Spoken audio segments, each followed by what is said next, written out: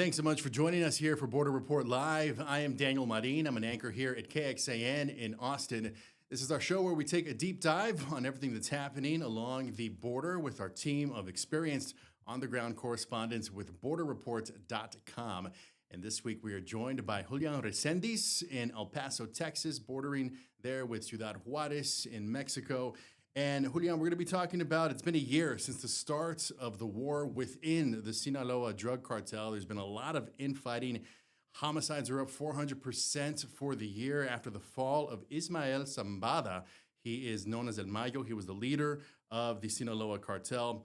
President Trump also has been directing the U.S. military to target foreign drug cartels. We're going to have an in-depth conversation about the cartel war in just a few minutes, but first, we do want to talk about this ICE raid at the Hyundai plant in Georgia. We know that South Koreans were detained. You've likely heard and seen the headlines.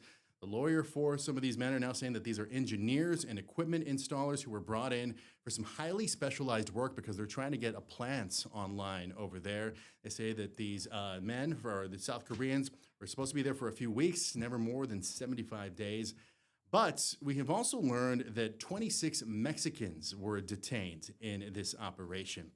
President Trump is calling this a, quote, very interesting situation. Let's hear from the president. It's a battery factory in that case, as I'm told. And, you know, when they're building batteries, if you don't have people in this country right now that know about batteries, maybe we should help them along and let some people come in and train our people to do, you know, complex things, whether it's battery manufacturing or computer manufacturing or building ships. So we're going to look at that whole situation. We have a lot of industries that we don't have anymore, and we're going to have to train people. And the way you train people is bring people in that know what they're doing and let them stay for a little while and help. So I'm going to look at that. It's a very interesting situation that took place in Georgia. And we heard about it yesterday. At the same time, ICE was doing right because they were here illegally. But we do have to work something out where we bring in experts so that our people can be trained so that they can do it themselves. Does that make sense? Right? Okay, so it seems like the president and the White House now evaluating what happened there in Georgia. Again, 26 Mexicans also caught up in this raid. Mexico's president says they are taking some steps to help those who were wrapped up in all of this. Let's hear from them. Nos informaron que de la última redada son 23 mexicanos. We have been informed that 23 Mexicans were detained in the latest raid in Georgia, in that automotive plant. 13 asked for help from our consulate. 10 did not. Everyone has a right to ask for that support. When there are raids, our consulates have been instructed to get in contact with U.S. authorities, ICE, which is making these unjust raids.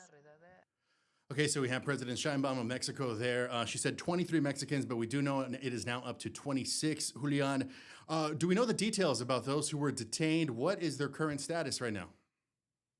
Daniel, good to be here again. Yes, like you mentioned, I just got an update from the Mexican consulate in Atlanta, and they said that there's actually 26 Mexicans who are detained now in ICE custody. And the confusion has to do with where the Mexicans were taken right after the raid. Most of them were taken to a facility in Folkston, Georgia.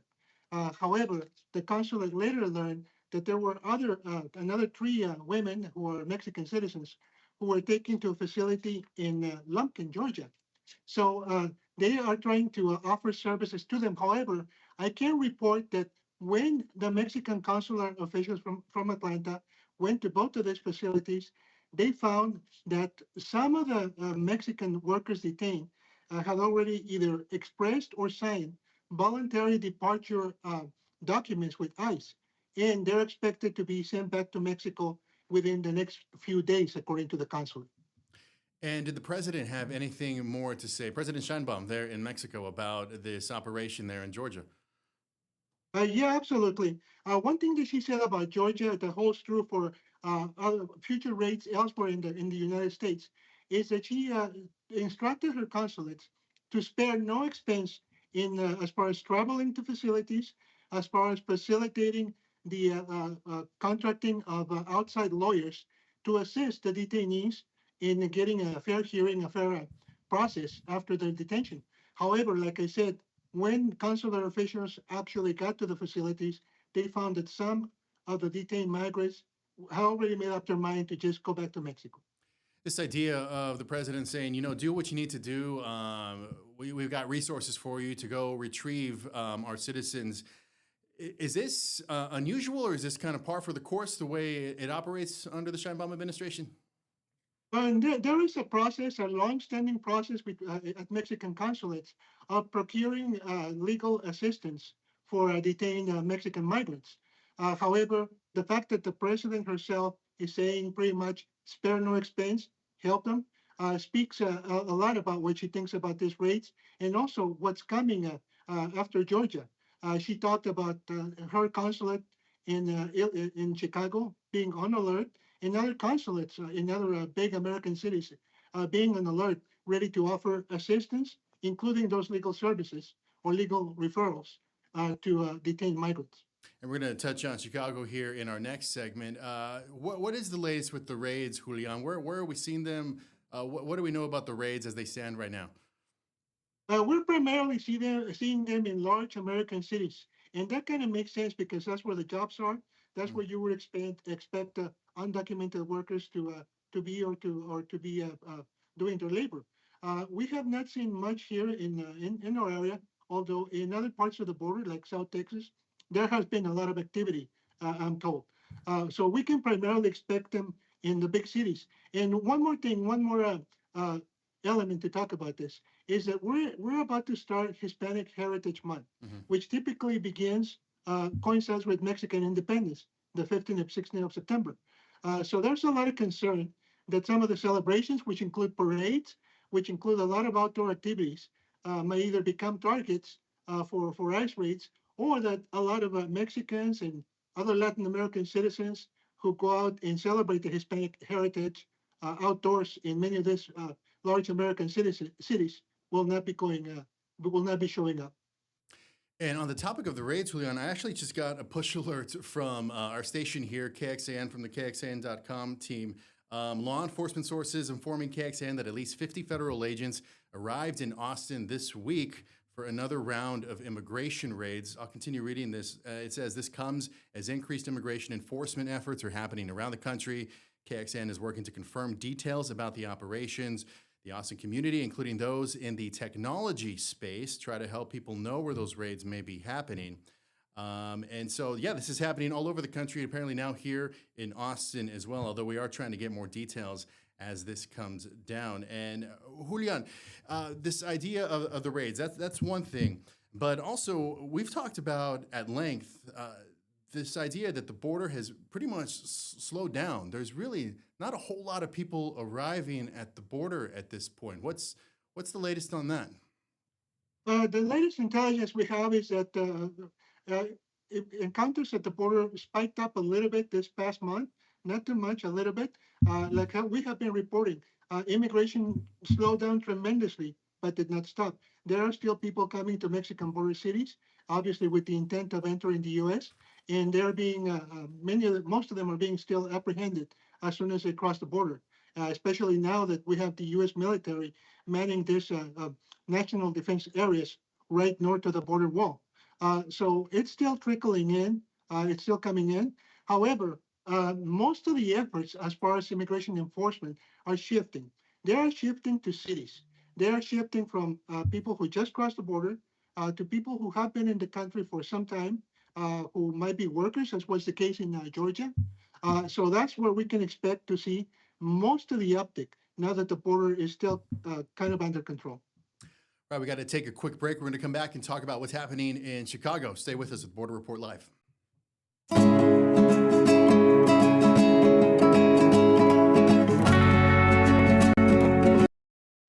And welcome back to Border Report Live. All right, so Chicago is preparing for the National Guard to enter the city. There are marches already happening in the United States' third largest city. We have some video to show you right here. You can see people there with their signs. Los Angeles and Washington, D.C. have also pushed back after troops appeared in their cities. President Trump is justifying sending the Guard to Chicago. He says that he is working to fix crime in the city, not only there in Chicago, but in other cities. Let's take a listen to what the president had to say about this recently. And we'd love to go into Chicago and straighten it out. You know, Washington, D.C., you'll be happy to know, is a free and safe zone. It's so safe right now. And I don't know why Chicago isn't calling us saying, please give us help. When you have, over just a short period of time, 50 murders and hundreds of people shot, and then you have a governor that stands up and says how crime is just fine. It's really crazy. But we're bringing back law and order to our country. And as we were just talking about in the previous segment, the Mexican government's also bracing for these raids and the National Guard troops there in Chicago. Mexican president has told the consuls, as Julian, you were saying, in other major cities not to worry about the budgets, don't worry about the money for external legal support. So Mexico offering monetary support to Mexicans in the U.S., it sounds like. Yeah, like I said, it's mostly referrals, but a lot of the budget involves travel. There's an emergency in a suburb in Chicago. Don't worry. Don't worry about the gas. Don't worry about the travel expenses. Just go and assist this countryman. So that's pretty much what the assistance is.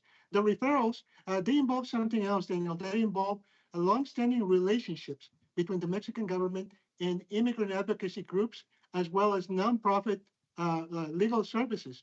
A lot of the advocacy groups themselves have a legal component, an immigration referral or an immigration defense component. So the Mexican government has strengthened ties with these groups in most of the major cities in the U.S. And that's the assistance they're prepared to offer. And the first thing is get ready to mobilize, get ready to react as soon as possible. All right, Julian, let's go ahead and, let's transition now to what's happening within the Sinaloa drug cartel, because it has been a year since the capture of El Mayo Ismael Zambada. And since then, there's a lot of infighting within this cartel. Talk to us, break it down for us, Julian. And I know, what are the factions within this? Who's fighting? Tell us all about this. Yes, Daniel. Let me tell you first why we're bringing this topic today. It was exactly 1 year ago, the 9th of September of 2024, that the two leading factions of the Sinaloa cartel went to war. And the reason was an alleged betrayal between the sons of the co-founder of the cartel, Chapo Guzman, Joaquin Chapo Guzman, who's jailed in the U.S., who's going to be in jail there for a long, long time in New York, and his former partner, Ismael Mayo Zambada. One of the children of Chapo Guzman allegedly kidnapped Mayo Zambada and brought him to the United States in an airplane that landed not very far from our studio here in El Paso, just across the state line in Santa Teresa, New Mexico. So that perceived betrayal is what led the son of Mayo Zambada, who's known as Mayito Flaco, to pretty much declare war on the remaining sons of Guzman. And it started with 32 killings in a single day in the western state of Sinaloa, which is the home base of the Sinaloa cartel. But it's just expanded. And the last count by Mexican news media, who monitor law enforcement sources, is that in that year, more than 1,800 people have died, been murdered, and 800 more are disappeared. And this obviously has great repercussions for the danger of traveling to that Pacific coast state of Mexico, but also to what might happen to the dynamics of all the drugs that come to the U.S., which are primarily sent either by the Sinaloa cartel or by the rivals, the Jalisco cartel, in another part of Mexico. So we're watching the situation. We do have a graphic that really tells the story of how the murder rate in the state of Sinaloa in the Pacific just skyrocketed. You'll see to your left how it went from a minimal amount to a great amount, and it has been sustained for a year. The president of Mexico and other law enforcement officials today talked about a decrease. They say, well, it's come down in the past 2 months, but still it is, like you mentioned, up to 400% higher than it was before this war was declared. Now, over here in the U.S., I know that federal officials are paying a lot of attention to how this conflict influences how much drugs and what type of drugs make it to the U.S. border. Obviously, when you have the cartel, two factions of the cartel involved in warfare, you can expect, you hope that there would be a decrease in the amount of poison of drugs that's coming to us over here. Right. Yeah. And Julian, talk to us about the type of violence that we're seeing. What kind of attacks are these with this infighting? It's really widespread. Initially, you had, like I said, dozens of murders in a single day, in a single weekend. It has kind of become a stalemate, but people are still dying. And the violence, I mean, I don't want to dwell on this, but obviously it is very gruesome because when you find a rival, you want to send a message to that group. So you really do a lot of violence to that person before killing him. You put him in a public place on display as a warning, but it hasn't worked. The killings are still going on, even though Mexico says, well, they're declining. They're still nowhere close to where they were before this war was declared. All right, we're going to take another quick break. We're going to keep talking about the cartels, though, when we come back. Stay with us.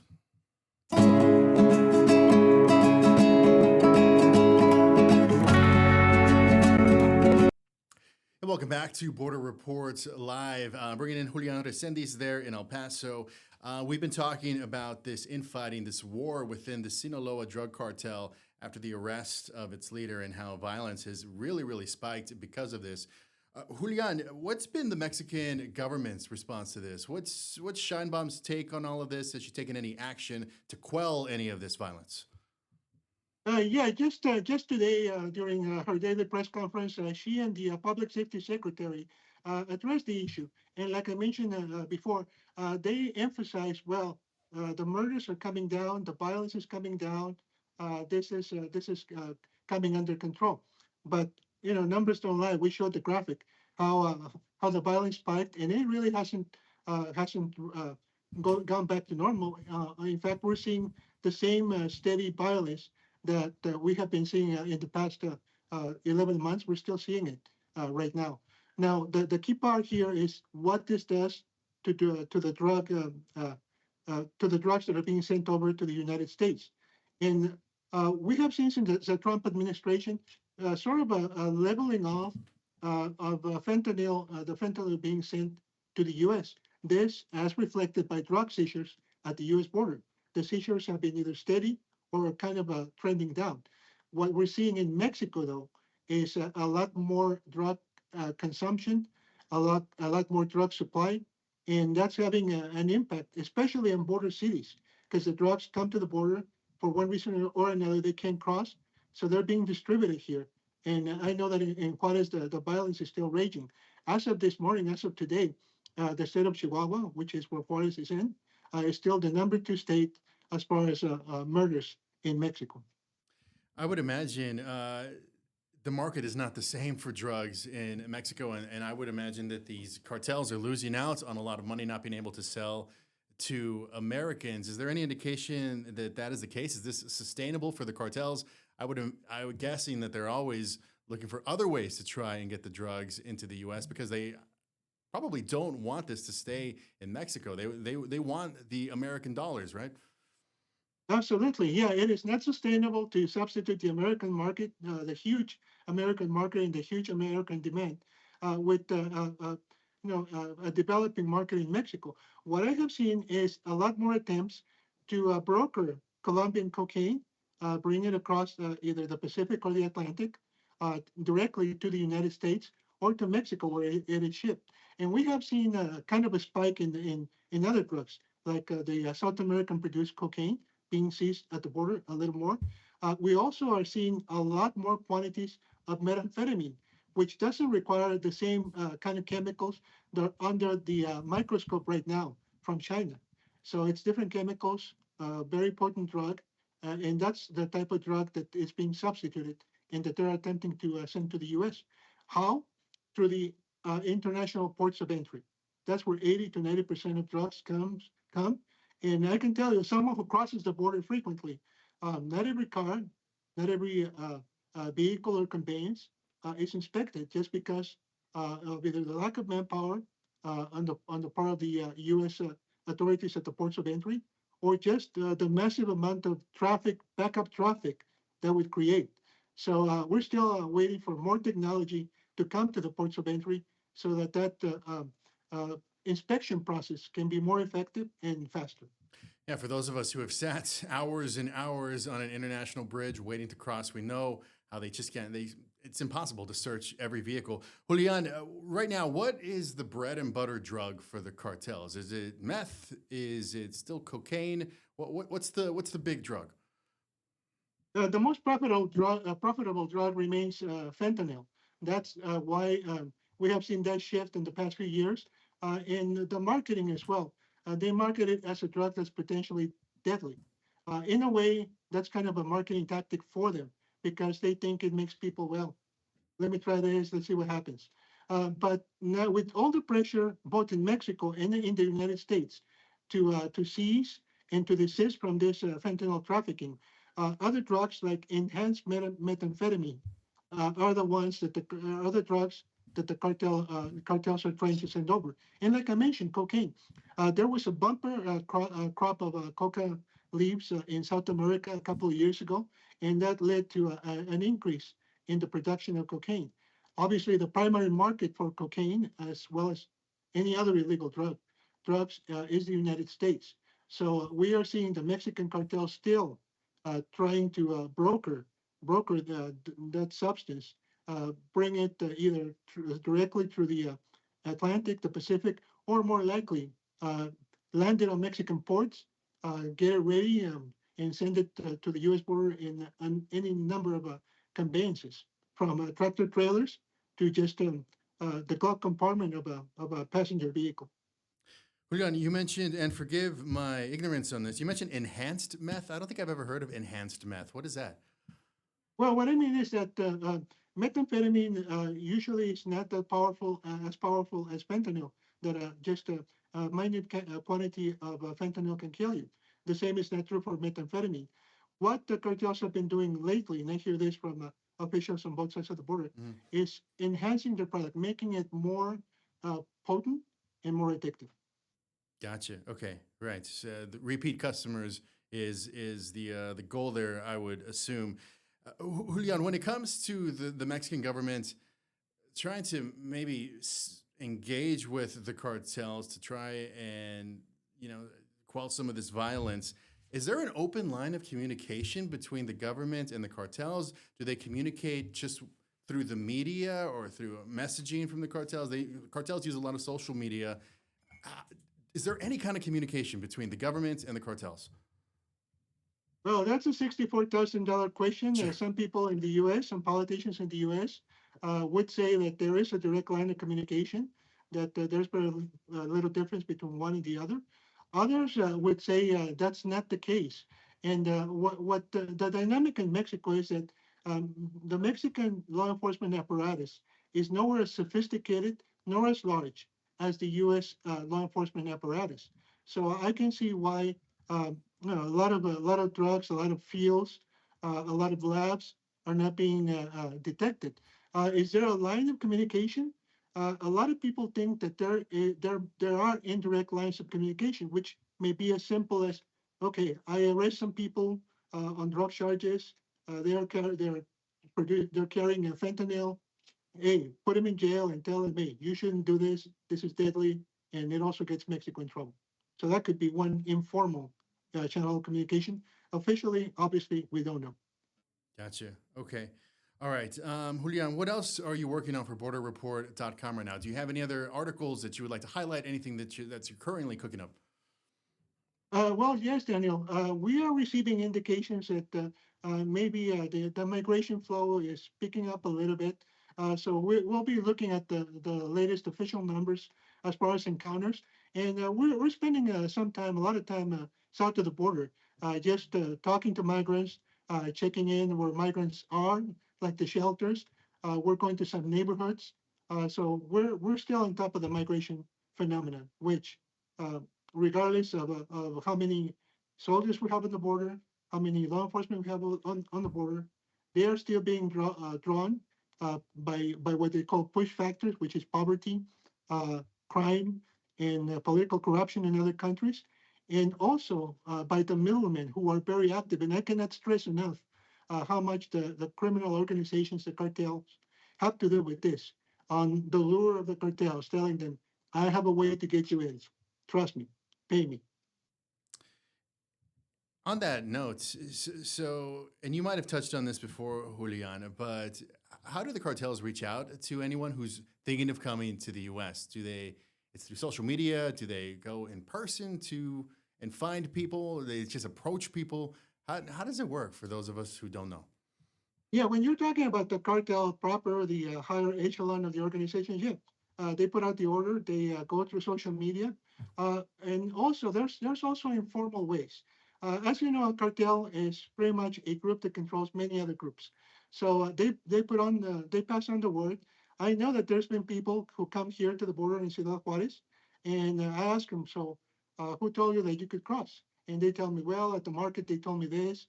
Oh well, a friend of a friend at work told me so and so, or they just go and look for work someplace in one of the cities in Mexico, and they're told, well, there's no work here, but I know someone who can get you to the U.S. So it's all this uh, agglomeration of small street level criminal groups, and also the cartel with its social media resources, with its apparatus, and especially with their ties to other groups. I remember that a law enforcement official here in El Paso once told me, well, one time we started getting all kinds of migrants from a certain region in Poland. And when we asked him, what are you doing here? They told us, well, somebody over there told us that this was a place to cross, that there was an arrangement, that it was going to be easy.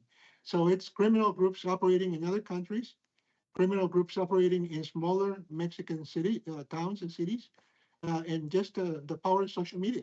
Social media is everywhere. All right, Julian, we're going to have to leave it there for now. Thank you so much for joining us. And before we let you go there, watching out there, we do want to let you know that we do have a Border Report podcast now available wherever you get your podcasts. We have it on Apple, iHeartRadio, Spotify, and YouTube. So be on the lookout for that. All right, so thanks so much for joining us. I'm Daniel Marin. We will see you tomorrow. Have a good day.